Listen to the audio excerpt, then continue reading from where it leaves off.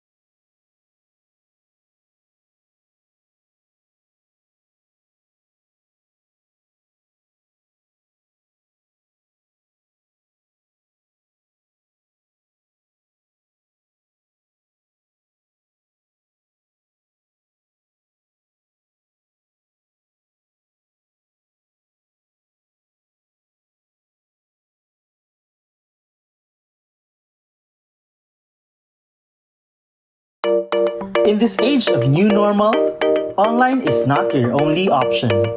Because new normal means new learning modalities.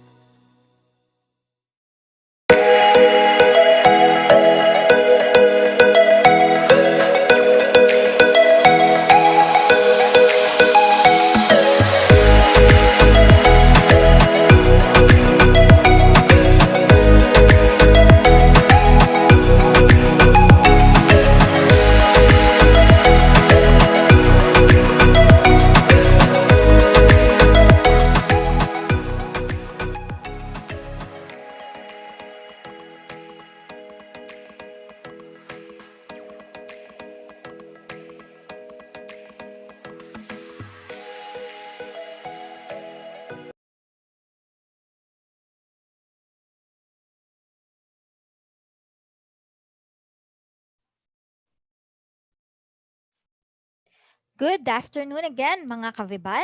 Sorry for the technical difficulties. Our webinar will start in a while.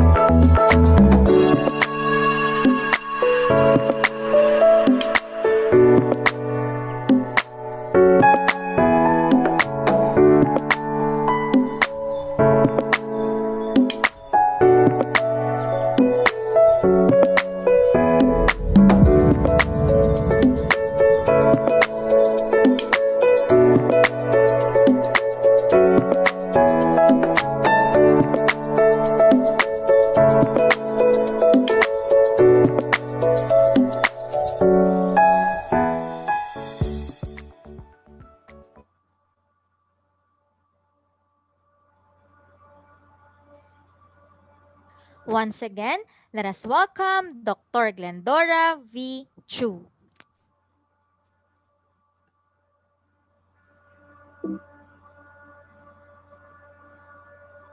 Hello, everyone. Can you see my screen? All right. I hope you can. All right. So, this is a session again on online learning. And I'd like to submit to you today that it is one of the most hot, fiery, but seemingly refreshing topics that you could ever listen to. And I hope you guys would not just be able to learn, but even be entertained, and may something really nice happen to you after, taking time, or after being generous of giving your time, your few minutes with us. Thanks again to Vival, and I hope I am able to meet your expectations. All right. So, without further ado, because we can't really be sure of our connection, just like what happened moments ago, wherein I was offline because the power was cut for some reason. I don't know. For some reasons that we really don't know. But again, as I said, show must go on and life must go on, and there's nothing for us to be stressed about. We just have to keep our cool, and let's proceed. Okay, so first thing that we need to talk about is that, what do you really understand about online learning, and how do you think online learning is um, going to be part of our life, whether new normal or normal, whatever that is. But what do you usually do when you take a look at your smartphones, you work on your PCs, your tablets, or iPads, anything? So, any one of these items that I put here on my slides would be one of the purposes that you do each time you know, get into the net.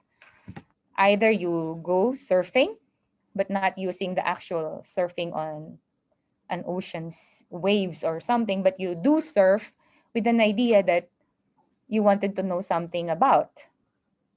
Surfing, browsing, however you want to distinguish between the two, it doesn't really matter as long as you have a purpose in, getting online. Some people also use the this material as a way of expressing whatever they have within them. So it's more on they doodle, they draw, or even they paint using digital apps that can make you create either 3D painting or flat painting that is abstract in nature. Or some people usually, get into YouTube. Like if you want to know about how to cook this, how to, build something like this, etc. Do it yourself kind of stuff. And I think for the most time in the past, a lot of people are into YouTube and learning a lot. For one, my children went out of the Philippines and then they lived in Japan. And, in Japan, you do everything on your own. So that's where they learn how to cook. Here in the Philippines, they're so um, cared for. Somebody has to cook for them, somebody has to laundry for them. But when they were out, they did everything for themselves. So, but where did they learn that from? By doing it practically themselves, or by not having anyone to depend on. Some of you also, attend virtual classes. Some of you may just watch using your iPad, watch Netflix, watch movies in YouTube that are free, etc. Movies in the past. These are, entertainment in a way. But the question is, do they instill learning? What do you think? Well, I say yes. All right. So whatever you do, each time you get into the net or you get online, there always is a learning that comes with it. However, what kind of learning that is, that's another story to tell. But definitely, if you're asking if there's learning taking place, of course there is, because as long as people are interested into getting to know more about things or getting to know the details about some things, then naturally there's a learning involved in it, which is making your endeavor more enticing, more exciting, and more meaningful, more beneficial, because there always is an accompaniment of learning. So whether you are surfing and you're doing nothing, you have no direction, but the moment you turn on your computer, your desktop, your iPad, whatever gadget you have, there always is something for you to learn. Question is, are those the things that you really have to learn? So, but that's another talk that we can, really dwell on. What sort of stuff do you really do with the things that you learn from the net? Whether that learning is good or bad, it's another story to tell, as I said.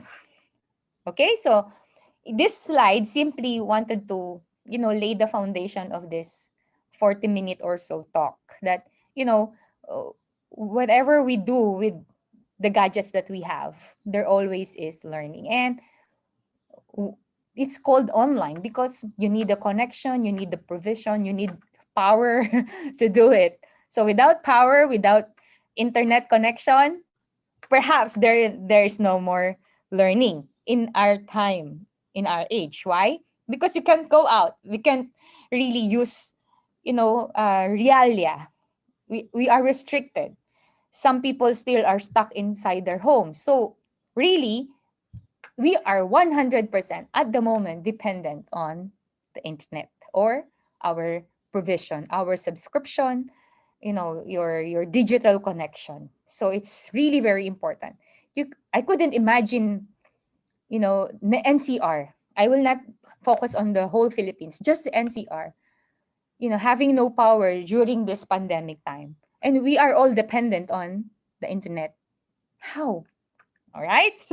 So, but my talk has nothing to do with that, because I am not here to give you negative, views about life, but I'm here to make you feel more enthusiastic, make you feel more hopeful that whatever we hear today is something that we can really put into good use.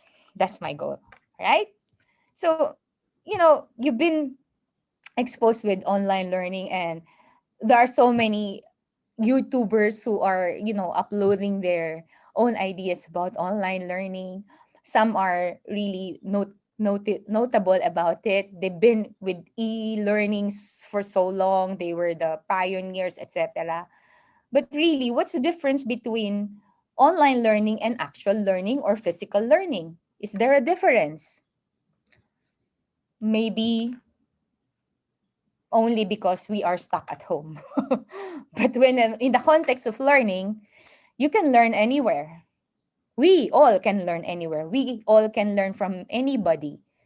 Depends on our interest, depends on our enthusiasm, depends on how we want to look at things. But when you think about traditional learning wherein people go to school, it always comes with do's and don'ts. But this talk will not just simply focus on the do's and don'ts, because personally, as a teacher and as a mother, as a parent, I don't like to be ruled by, or neither I want to rule my kids nor my students by telling them the do's and don'ts. Because for me, I think the generation now has the capacity, the, the young people now have the capacity to think on their own, telling themselves what's supposed to be done and what's not supposed to be done. So I'm not here to tell you that, but I'm here to discuss what these do's and don'ts are, and what and how come we can, somehow trans transcend our understanding of do's and don'ts into something else that's more applicable to this time and age, to this current generation. But nonetheless, let us take a look at the do's and don'ts on, giving homework. For example, in the past, during the previous president's time, I think if my memory serves me right, during Noy Noy's time, President Aquino's time, there was a clamor that, students were not supposed to do their homeworks. then we don't call it homeworks anymore. So there was a clamor that you don't have to give kids, assignments that they're going to be doing at home. No, there are do's and don'ts that come with it. One school would say that it's not good because their time at home is spent for relaxation or family time, etc. But, you know, homework or assignment is always something that, students can make a full use of by having a right mindset about it. Nonetheless, there are still people who say that it is not right, we should not do it, we should do it. But generally, the idea about giving homework is something that has been there. Even you are doing online learning or physical learning or actual learning, you bring yourselves to school. It doesn't really matter if it's an assignment or something that you need to do on your own. Really, what matters is that, as I said, if it's part of the learning process that you think should be done, then whether it's a do or don't, kids should do it, students should do it, all of us should do it. So here in my slide, I can show you, you can see it right now, that do focus on quality over quantity. I must admit that there are some educators, some teachers who are giving, homeworks, assignment, or even tasks for students that are really, not supposed to be given. I must admit that because I've seen a lot who are just dependent on giving homeworks and not really teaching. No offense, but in fact, when I was, working as a coordinator, I'm sure of what I'm talking about. But point is, this is, this is a time of pandemic. There's fear pandemic, right? So if we are going to add up to the kids or to us ourselves, because this online learning stuff is not only for kids, it's even devoted, or it's even dedicated or appropriate for parents, for those who are staying at home, because learning should take place even if you are quarantined or even if you are stuck at home working from home.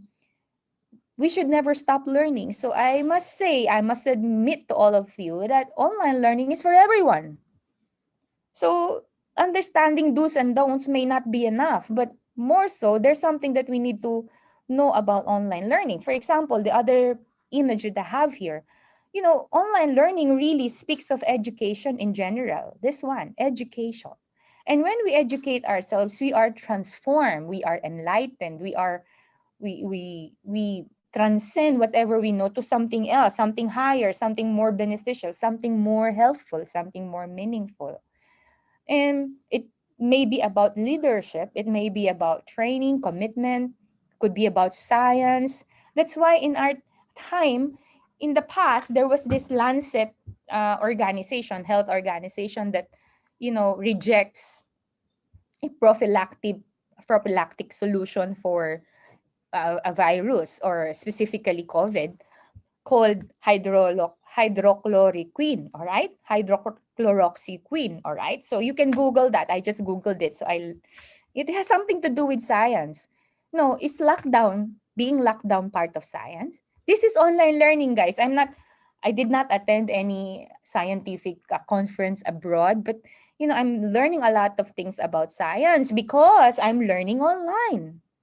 You see my point? So because I'm interested, I'm enthusiastic about, joining people, joining hands in hand with them, joining hands with them, telling the whole world that, there's more than, being fearful about COVID. There's more than that. It's not really COVID. I don't think COVID happened for all of us to fear. No, it has been allowed, or it has happened because of a certain reason, that, there is a need to change whatever mindset we have right now in terms of understanding what the disease is scientifically, or in terms of understanding public health in the context of governance. These are things that you can read online. There are a lot of materials. You just have to be sure about the source, because if you are going to source it from the dailies, from the newspapers, that might not be enough, because the newspapers that we are reading may be biased in one way or the other. It's part of learning as well, understanding why they are biased and why we are biased in our perspectives. That's online learning. Nobody teaches you right now about that. Why? Because you're stuck at home. And that's the main point of what I'm trying to share with all of you, that we are all in this together. If you are accessing internet, if you have a subscription online, if you are doing it the way a data does it, like you just access using your phone or whatever, and then you just listen, there always is learning. Am I clear on that? So right now, even before pandemic has come about, a lot of us are into online already. We access, we shop, and there are different ways of doing shopping now. It's not just you are given the the pictures of what you want to buy. Now you can take a look at the picture and then click on it and then pick it up, etc. And there will be more. Why? Because of online learning. So as we use this facility, as we use this tool, learning piles up. We learn from different angles of the situation. We learn how to solve issues that come across the way. That's why IT developers, social scientists, have to elevate as well themselves as well. They do not just have to focus on what they know. They have to be really listening to the public. What's going on? Even science does it. If in the past they halted the use of hydrochloroquine, now they're using it. They withheld their prior information about COVID. And some countries are, easing out their understanding of COVID because now they have prophylactic ways of, dealing with it. Those who were detected that are those who are detected that are positive in nature, they can ask their doctors.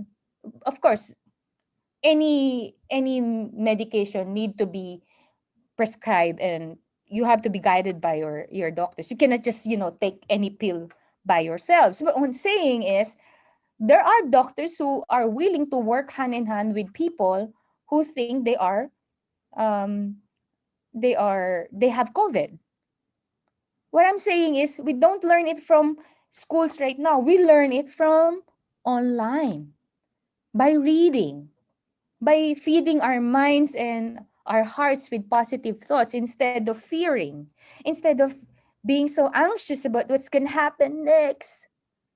Are you with me? So, here, when we do online learning, we become more intelligent, we become more skillful because movements in our laptop may not be the same as movements in our iPad or in our smartphones or in our desktops. They have different interfaces. These are things that you only get to know when you use this facility more and more. And that's learning. So why do you have to go for the do's and don'ts of, learning? Well, in fact, you can just simply focus on the bright side of what you have to do in getting online learning. Are you with me? Okay.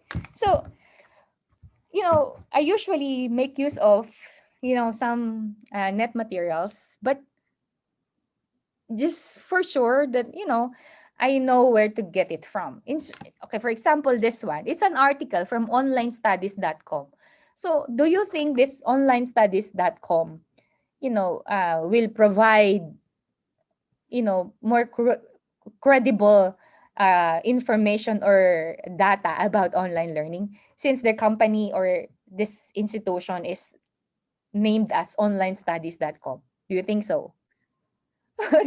They have the name. They have to be true to their name. So what did they say? So if you access that, you can click that, or you can just visit the website.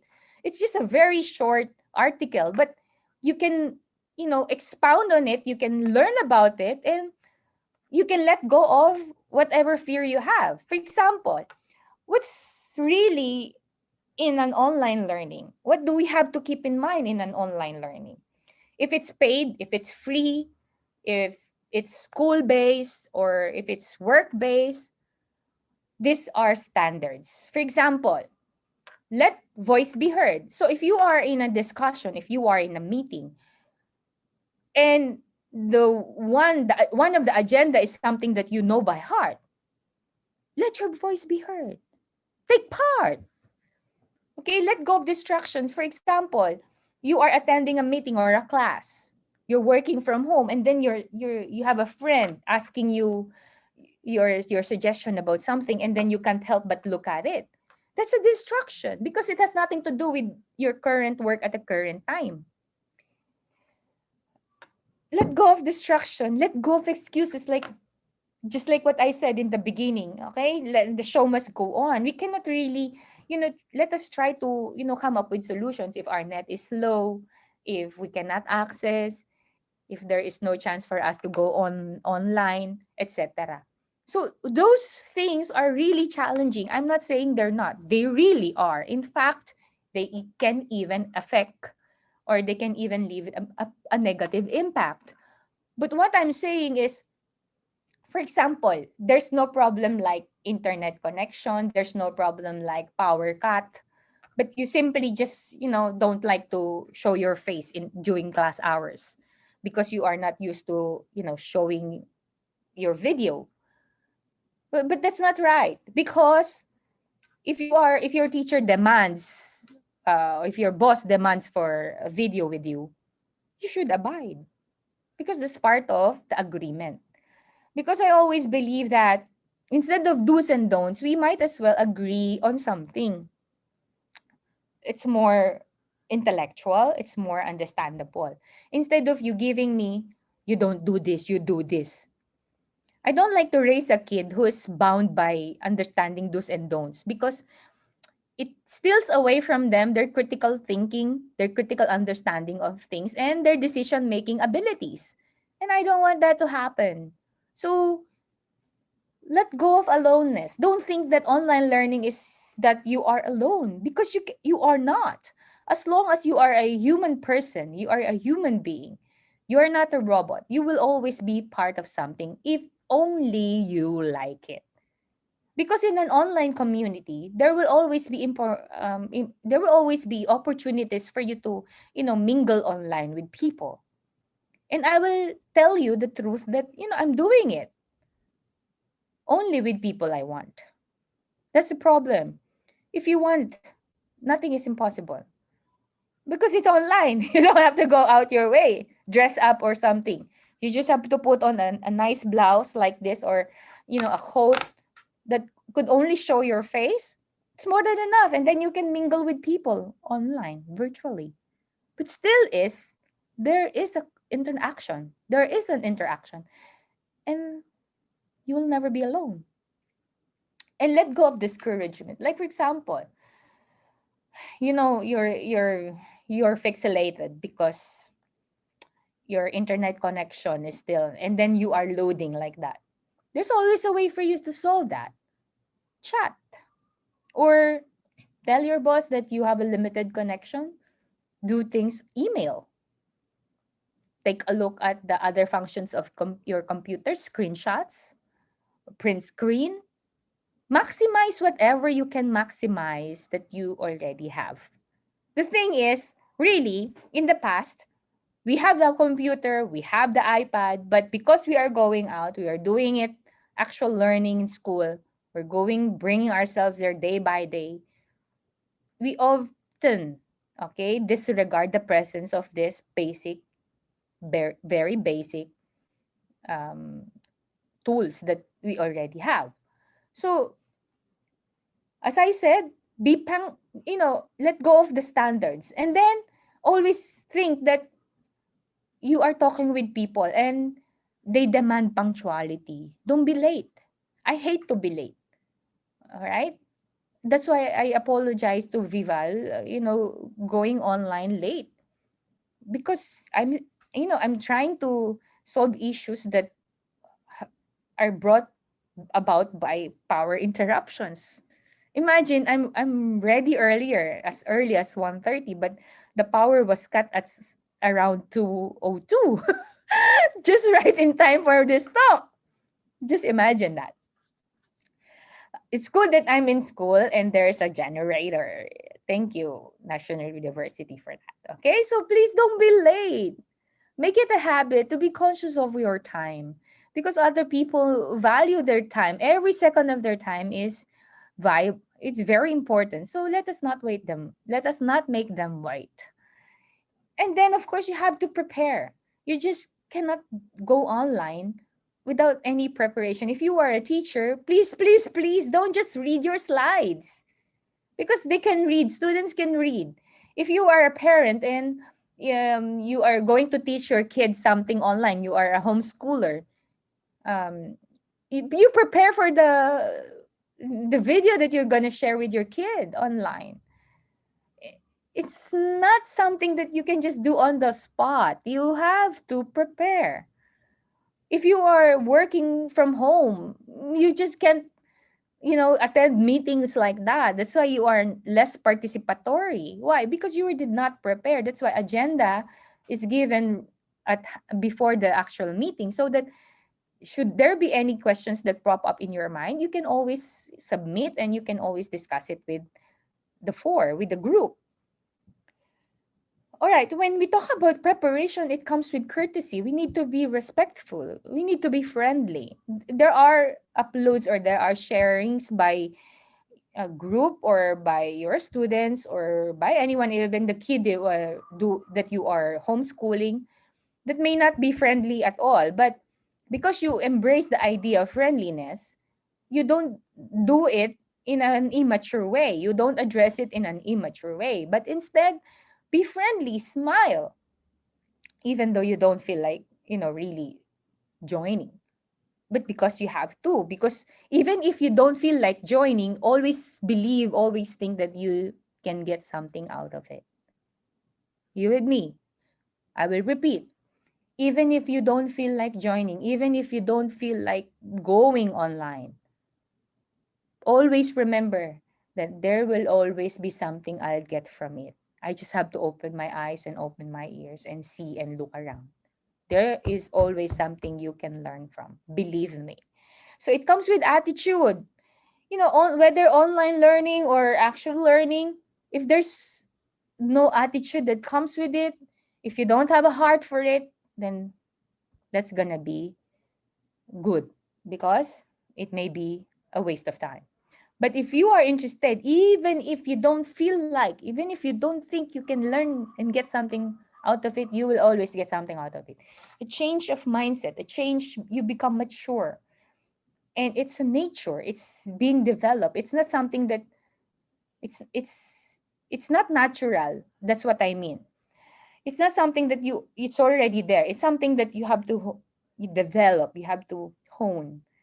And it's learning by itself. Okay? You have to prepare your space like this, all right? Because your space also matters with your audience. If your space, if you are filled with a lot of stuff here, they may cause distractions. Even if you don't feel like being distracted because of the space that's not clear, it can create distraction. And take a look at your tech, your connection, your tools, whatever you're using. This is why there's always something like you call practice. You practice it with the people you are going to meet if it's something fresh. I believe during the first few months of pandemic, it was really terrible for me to go online like this because I had no computer then. I only am dependent on my iPad. And honestly speaking, iPad may sound good and look good, but it has really limitations when it comes to talk like this. So, but did it stop me? No. You can ask Bival. As early as April, we are already in modes like this because we want to share, we want to help. That there's no such thing as excuses. There's only such thing as you can do it. We can do it. Okay? So that's part of flexibility. You can't be stopped by the limitations. You can't be hindered by what you don't have. No, because the more limitations that you have, the higher possibility that you can solve it. I don't know how you pick it up, but really, if you don't have challenges, if you don't have limitations, there's nothing for you to think about, right? Think about it and tell me if I'm right or wrong. Or perhaps check it out among yourselves. All right, so I made use of another, posting by Stanford Education. Stanford is one of, I can say, pioneering university that, offers online education, open university, something like that. When they were trying to come up with, um, this particular post has something to do with the survey they conducted among their online teachers. All right. So you can check it yourselves. I gave you the link. Just click it if you are interested. It's easy to read. These are the things that the instructors or teachers say about this question. How should students go about establishing a good instructor student relationship with you? Because sometimes online learning, a lot of people believe that in online learning, relationship may not be possible, like building a good rapport with your students. But I dare say no, because you can always build relationship with people even if you are just doing it virtually. It's your sincerity that comes with it. It's not the gadget, it's not the tool. It's how sincere you want to reach out. Even though your students or the people you talk with are foreigners, even though there's language barrier, there's always a way if you are sincere. So these are the things that the instructor mentioned. Instructors may be educators, may be specialists, but they are instructors in an online setup. It means to say that they may not really they may not have taken the units for teaching, but they may have been an expert in a certain field like IT, engineering, and then they have free time to teach online. So they are being brought to the team. So that's how Stanford does it, no? So that's why their open university is getting more and more popular from different regions of the global world. So, what was this question about? Establishing. How can you establish a good relationship with your students if you are a teacher? Or how can you establish a relationship if you are a learner to your teacher? Simple. They said, most of them said, read the syllabus. So, in our case here at NU, we usually share with them, the entire content of the semester or the term. So if you were the student, I always tell my student, okay, take a look. You are already given the heads up. It's up to you to read in advance or what. So it's an agreement. So you're giving them a way to decide whether they will do it or not. All right. Understand the core software. Which software are we going to use? Are we using Zoom? Are we using Ding Ding? Are we using Canva? Are we using Tencent? So many LMS, so many learning management systems. Or perhaps you're using your school learning management system. How dependable your school LMS. With Vival, I'm sure they have a very dependable system being used. Even though people are working at home from their group, they still can access. So what are you using for Vival? I think they're using Smart HR, etc. So there are many ways by which we can, really check if that particular software, of that particular mechanism is going to work. Make sure you have your textbook. These are, the instructors telling the students, okay? But in our time, Bival specifically mentions a while ago, I was watching their feed. Okay, they have their homeschool, whatever. All right. So you can ask them. It comes with, I think, with the K to 12 um, program of Dep Ed. So they must have textbook. What I'm saying is that there is always a way. So we are not left empty handed, or we are not left starting from scratch. No. And also, make sure. your email is working, because your teacher can always communicate, or you as a student can always communicate with your teacher, or if you are an employee working from home, you can always communicate, send to your boss whatever that is you want him to understand. Simple, basic. And show this one an interest. Show an interest in the course and in your fellow students, or show interest to your instructor, right? Because if there is no interest you are showing to people you are with virtually, all the more there's nothing gonna be accomplished. There's gonna be no relationship because there's no interest. So again, whether it's an online thing, whether it's a do or don't, it all starts from the person. If the person is not interested, we cannot do anything about it. If the person is interested, wow, we can do so much. But there's this thing, courteous. Be courteous. I mentioned that in the previous slide, right? Here, friendliness, courtesy, right? It's very important that we have to be courteous. For example, somebody's talking and then you are on video and then you are looking at something else. That's not courtesy. That's rude. So if you don't like to show that you are doing something, pause your video so they won't see anything, just your picture, and then go back right away. But don't go back after 2 hours. That's funny. It's still not courtesy. So bear with your, because you want to learn, you have to bear in the next 40 minutes with me, something like that. Okay? So let us always keep that in mind. This does not come from me. This came from different instructors who have been into online learning or e-learning since long time ago. Therefore, all right. So let me share with you an agreement. It's not really do's and don'ts. It's more of an agreement. For example, responsibility. In my class, each student is responsible. They have to come up with their own set of tasks. Means to say that for a certain week, that week will not pass without them doing anything for themselves, not for me. Because if they don't do that, then I don't see anything that has been learned in terms of assessing them. So if they do that, I have something to check. If they don't, that's the only thing I can do to, really guide them. But without them submitting any tasks in a certain week or in a certain duration for a certain task, and if they don't do it, then they are not following the agreement we made from the very beginning. So it has something to do with responsibility. How responsible you or students are in entering that agreement.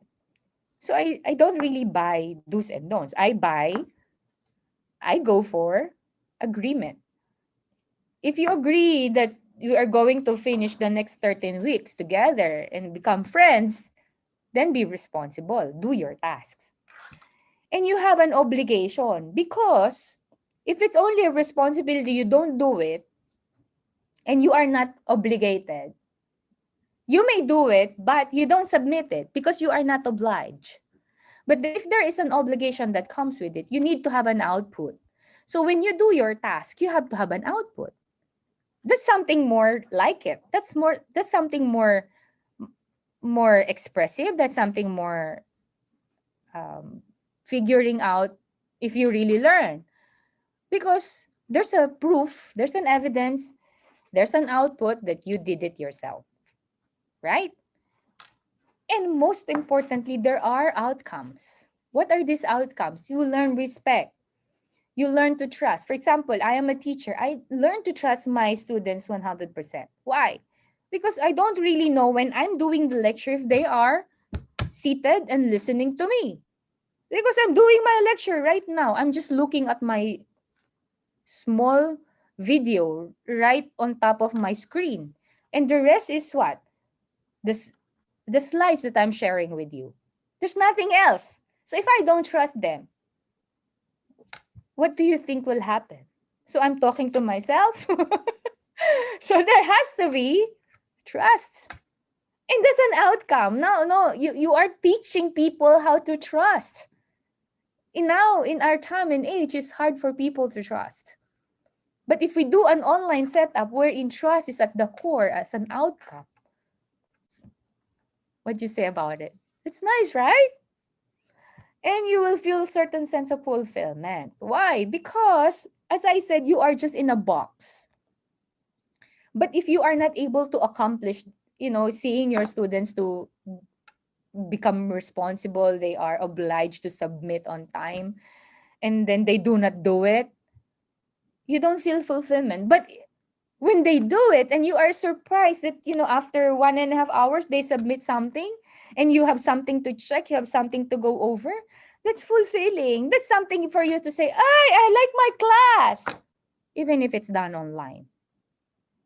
Right? So please don't forget, it's my class, all right? It's Glenn's online class. But I'm sharing it with you because even though you are just homeschooling, even though you are working from home, if you will follow, this agreement that I share with my students, with people I work with, we have to be responsible and obligated. You have to understand the context of obligation, because it's not enough that you are responsible. You have to be obliged as well. You are obligated to finish certain stuff at a certain time. You may be responsible, but forgetting about submitting it is another story, right? That's why I always put them together.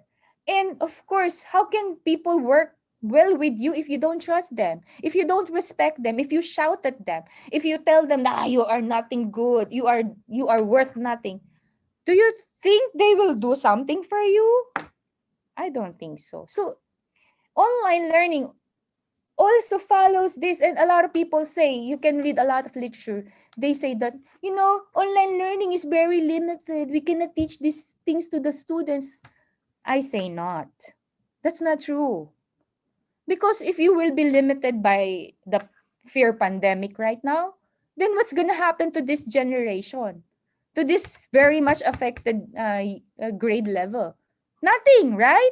We don't want to waste our time. So I always say they are learning something.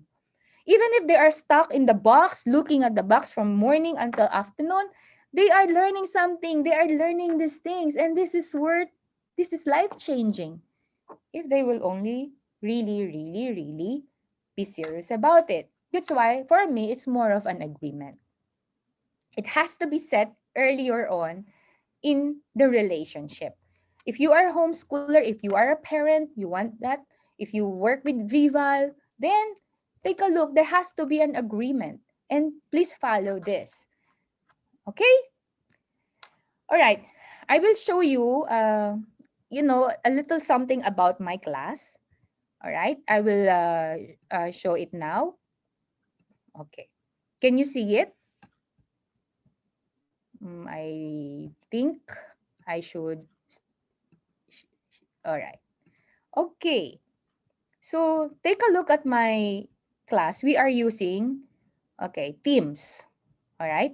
I'm um, scrolling it up for all of you. You see, I have here color coded, okay, color coded announcement box. Okay, what does that have to do with the class? This is where I set, okay, for example, this one, meeting at 3 p.m. Points discussed, okay? And then there are 34 replies. So I already made an agreement with the class that, you know, for us to really make the most out of this time, you have to cooperate with me. I will teach you the best way I can, but you have to cooperate. Because without your cooperation, this online class is a waste. And I don't like to waste time. Neither do you, right? So if each time I load, okay, news info like that, okay, students also can do uploading. All right? That means to say I can check, I'm learning. I realize that I can trust them because they are doing exactly what our agreement was about. I get to receive replies like that. You see? Okay, I uploaded this particular All right. Reference, okay? COVID-19 regional assessment. So I'm showing them something that for them to learn more about. So I am not just teaching them, I'm making them teach themselves, which is, I think, one of the best gifts of this fear of this pandemic fear, or a pandemic that is fear, not disease at all. Okay, so you can take a look. You can really see for yourselves if kids are learning more from it. Okay, so that's just one. All right, so if I will scroll this further, you get to see, color coded like this, NU core values in the lens of contemporary world. By the way, I'm teaching contemporary world, which is a very interesting course about what's going on. Students are often detached with what's going on outside and what's going on inside. With the contemporary world as a course, they become attached. They become to situate themselves as a future accountant, as a future economist, as a future doctor, as a future nurse.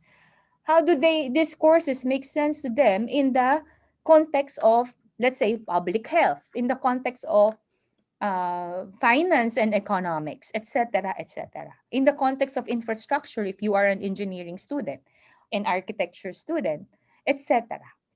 So, contemporary world is making sense with them. Or contemporary world does not just become a course, but it becomes part of who they are as a person, as a Filipino, and as a global citizen. Right? So, this is my class. Everything is done online, especially now that PLDT is doing some repairs. We don't meet online like this, but we conduct asynchronous. Asynchronous is we just more on text and uploads, and then we do video class as well, like this. I'm teaching and then they're participating. All they have to do is, when they want to raise their hand, is to there's an icon for the raising hand, and then they will turn on their audio. They will participate. So topics and tasks, so I give them deadlines. If you see that deadline, all right, submission. So there is an obligation. They are not just responsible to do it, they are obliged to submit it on time. And then I give them references. It's for them to master, it's for them to explore. Because I don't have the monopoly of intelligence, neither I do have the monopoly of information. I may read it this way, but they may read it in another way. And that's for me real learning.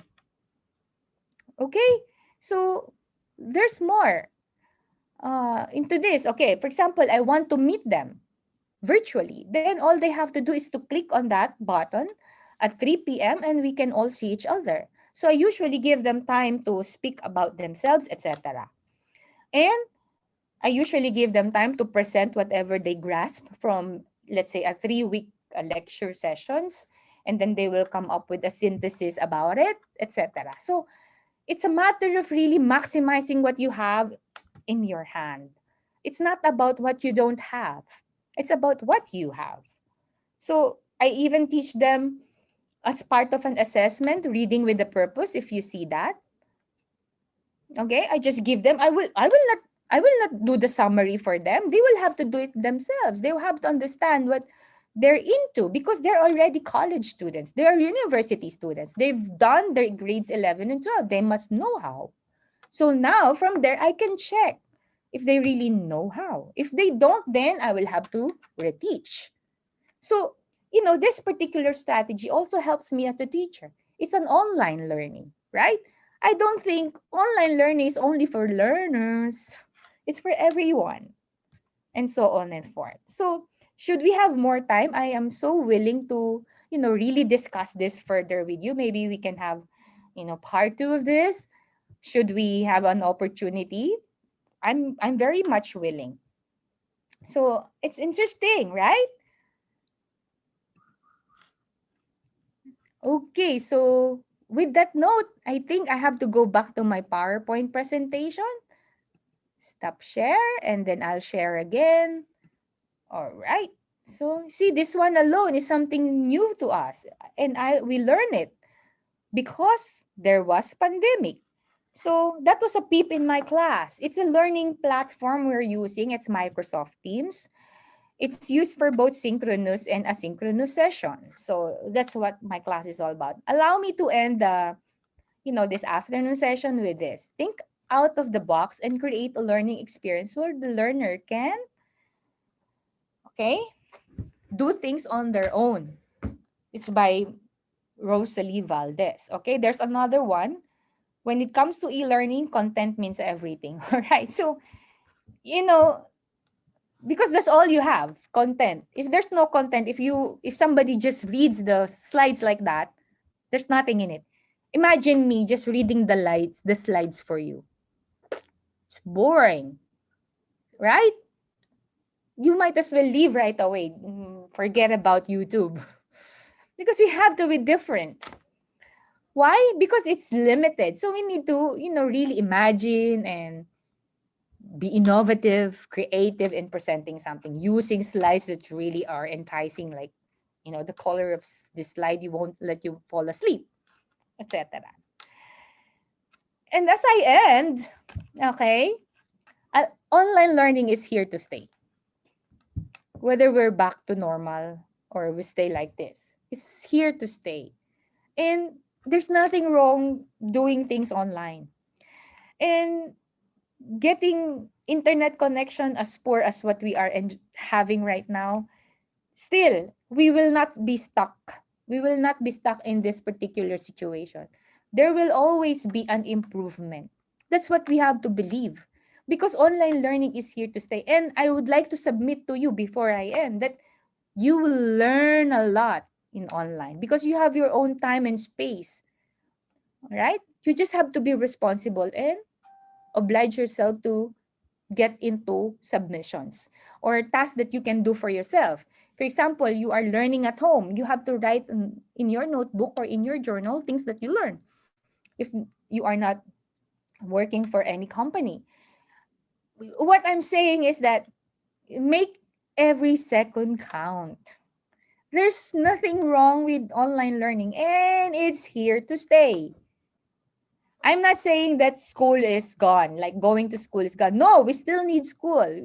People still need schools, physical schools.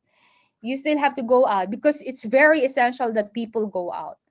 But what I'm saying is within the premise of what we have right now, we're still locked down. We're still GCQ. What do you do at home? Right? Sub? Bored? Get sick? No! Learn. Educate yourselves. Okay? Do's and don'ts. This is my stand, just my personal stand. Do's and don'ts may no longer fit this time and age. We should, all agree to create a new atmosphere. That is exceptional learning. Meaning to say, exceptional means there's no second wasted. There's no milliseconds wasted. Every second count. That's exceptional. And there's nothing wasted. Remember, we only have one life to live. So teaching in the internet age means we must teach tomorrow's skills today. And that's gonna be the future wherein we need to teach today. Because in the future, it's really highly information age. Okay? So thank you everyone and I think we have Q&A. Thank you very much, Doc. Let us proceed to the question and answer portion. Our first question is from Lilia Rosales. As a parent, how can we encourage learners who are not motivated to attend their online class due to technical problems which hinder their interest to attend the class? That's a nice question, madam. All right, first off, if you are given a heads up of what the kids would, have to learn that week or that term, I think you need to do your part. You can do advanced readings about it if you were given a guideline or a module. Come up with something. If you have a home-based encyclopedia, if you have a data you can access. You just have to pay 50 pesos for Globe without, really. What I'm saying is, prepare yourselves first if there is a problem in interconnection. Because if they cannot access, they will surely lose their interest. So, what do parents have to do? Since you have prepared for that moment wherein connection is very hard, you actually make your kids attend your own class. All right? How? You are not the teacher. You don't know anything. For example, it's mathematics. For sure, yes, we don't, because we don't know how school does it, right? But what I'm saying is, you can get busy with some other things, not wasting that online session time. For example, you are very good not in math, but you are very good in science. Why not make use of that moment wherein, instead of them being depressed or stressed by low connection moments, why not make that time to teach your expertise? I hope I'm making sense, because I will not dwell on, you know, inability to access online session. I will not dwell on that because I cannot solve it. There's no internet. What can I do? There's no power. What can I do? At least I have paper and pencil at home. I can ask him to draw that has something to do with the lesson that I was given ahead of time. What I'm saying is, make the most out of the opportunity so that even though it's negative in a way, it can turn into something positive. And that's what, in the first place, that's what parents should do. We know our kids more than anyone, more than how teachers know them. We know our kids better. And we know their weaknesses, we know their strengths. So why not dwell on their weaknesses and make it a strength? Use that moment. You can buzz me. I will share some few things with you regarding that. Thank you so much. Thank you, Doc. Our next question is from Jean L. Aquino. Can students who are lagging in their learning be helped in some specific way at present or post COVID 19? Is there any effective way to reduce the learning gap? Thank you. There are so many ways to reduce the learning gap. Thank you for asking that question. As I said, all you have to do is to be interested. All you have to do is to be enthusiastic. If you know your kids, if you know your students, they are going through that learning gap, find a way to be part of the solution. First solution, I already mentioned in my presentation. You can Google. You can join a group. That's number two. There are groups, for example, kids are slow. Slow learners. Slow learners na nga, wala pang internet, wala pang libro. Paano yun, di ba? Ang laking problema nun. But do you know that, teachers from the remote provinces can do something about it? They can go out in the backyard and see something for themselves. They can use realia. Then they can make a difference. Basic point. Your interest, your enthusiasm is something that's contagious.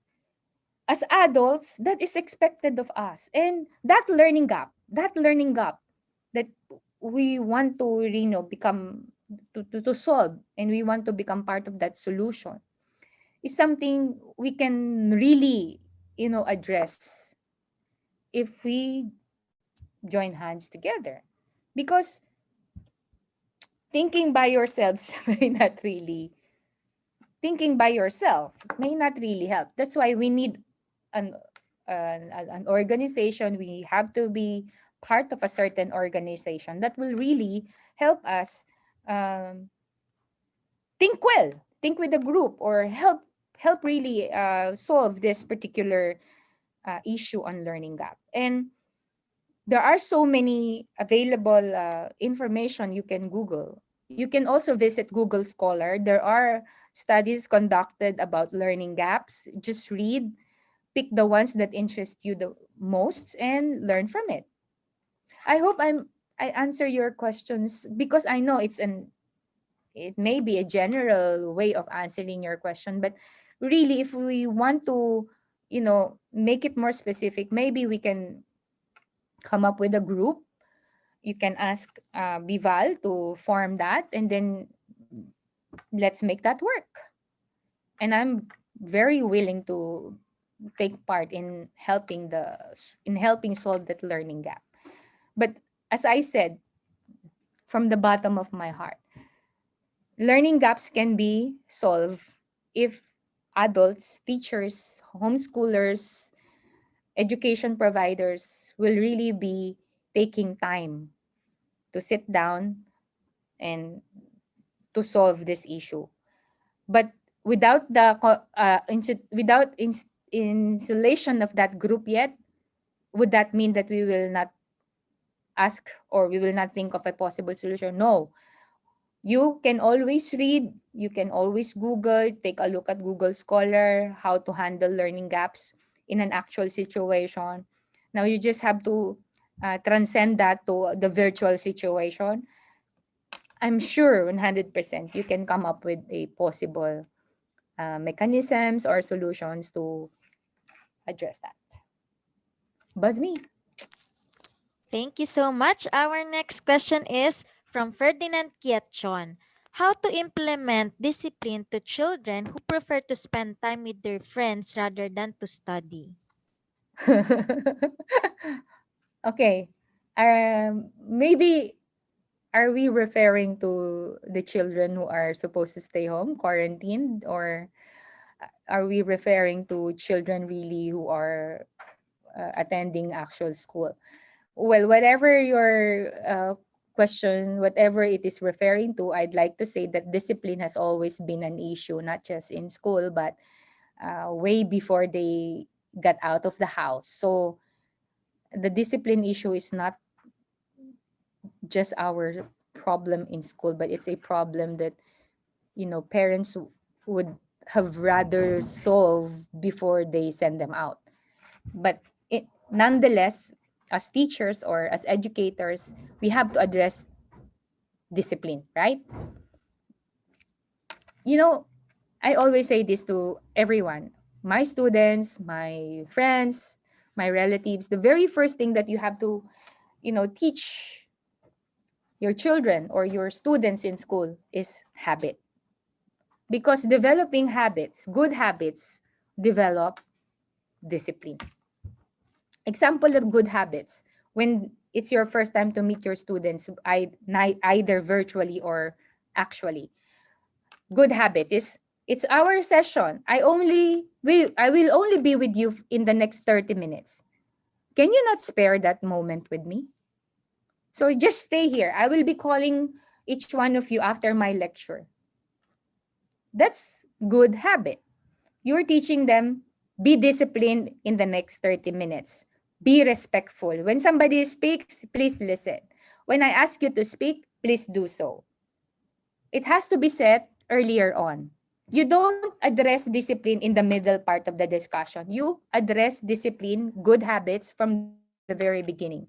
It has to be your agreement with your students. It has to be your agreement with your child. It has to be your agreement with anyone else you are entering into certain kind of discussion, certain kind of talk, certain kind of deal, etc. It has to be put in place earlier on, meaning from the beginning. If it's not put in place, then there is no agreement, there is no understanding. What happens is that anything goes, which hurts discipline, which is not inviting of good habits. That's why always include from the very first few meetings with your children, with your students, an agreement. They have to agree with you. That's their obligation. That's their responsibility. Because you are teaching them how to trust, you are teaching them respect. Then they have to agree. Buzz me. I may not be able to, explain further because of time limitation, but I'm always available for those who are interested to know more about it. Thank you very much, Doc. Our next question is from Niza Ante. Doc Glendora, can you conclude that relationship virtually is the same as relationship in face-to-face learning? Thank you po. When I say conclude, that means to say that's all I'd like to people I'd like people to believe right now. Maybe I don't really have to have that conclusion right now, but in our context, right? What is our context now? We are most of us are staying home. Most of the kids are staying home. So the kind of relationship you can build with them, either you are doing it virtually or actually, is almost the same.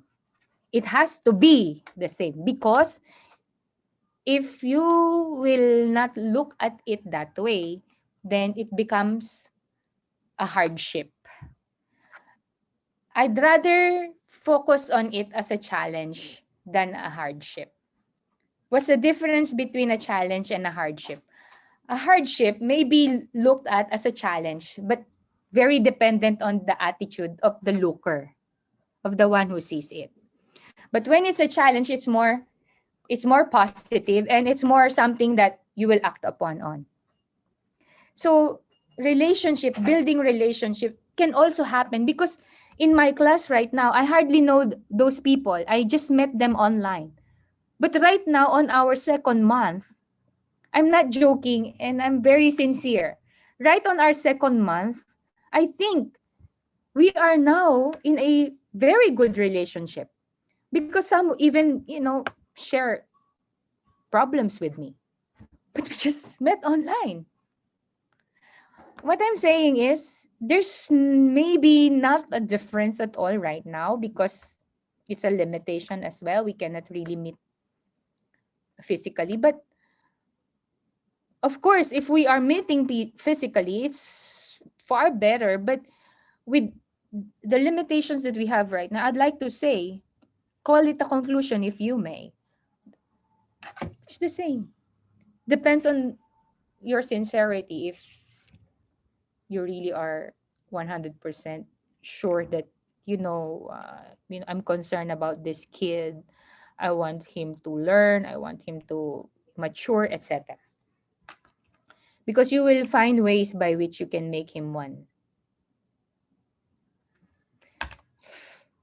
Okay. Thank you very much, Doc. That's all the questions we have for now. Any last Wow. reminders to our viewers for today po? Should they find this session, should it spark an interest in them to know more about this session, they can always ask you to, come up with a part two. Then they can request you. We can talk about it. We can even form a group because if you notice, whatever is available online, it's just, telling you, stuff like that. But we can pull our resources together. Like if you are involved in homeschool and you see all these limitations, you can brought that to the fore, and then probably another teacher who's part of the fore or who's watching the video or the YouTube session right now can suggest, and then we can have a pool of possible solutions to our issues because there's nothing like that yet based on what's going on. We can start it. And I enjoin you, should you want to start it, buzz me, I'll participate. God bless you all and enjoy the rest of the week. And please stay fit and healthy. God bless you. Thank you very much.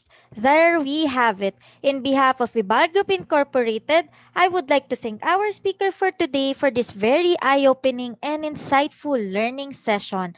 It is an honor to have you with us today, Doc. Love, love. And to all our Kavibal viewers, all thanks to you for your continuous patronage to our daily learning session. Don't forget to register to get your e-certificate of participation. We also encourage you to subscribe and watch on our official Vibal Facebook and YouTube channel. Muli, maraming salamat at magandang araw sa ating lahat. Honor to have you with us today, Doc.